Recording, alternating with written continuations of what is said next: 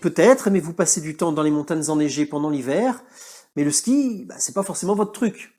Et les raquettes, au bout d'un certain moment, c'est rébarbatif.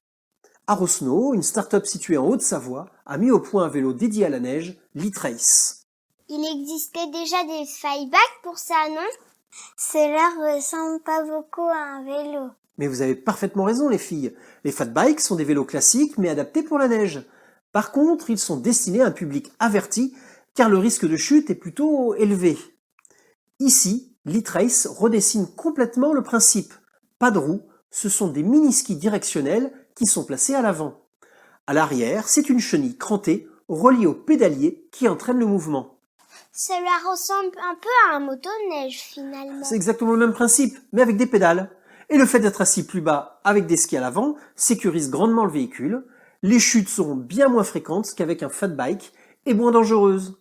La conception du véhicule avec ses deux mini-skis à l'avant permet de se laisser aller en roue libre lors des descentes. Et pour freiner, c'est un frein à disque semblable à ceux des motoneiges. De plus, l'e-Trace bénéficie d'une assistance électrique à plusieurs niveaux.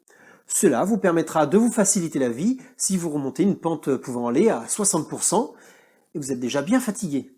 L'e-Trace peut être utilisé sur les espaces dédiés aux piétons ou à la pratique des raquettes. Si vous aviez la possibilité de vous essayer à l'e-Trace lors de vos prochaines vacances d'hiver, seriez-vous partant pour essayer cette nouvelle approche des sports d'hiver? Dites-le moi dans les commentaires.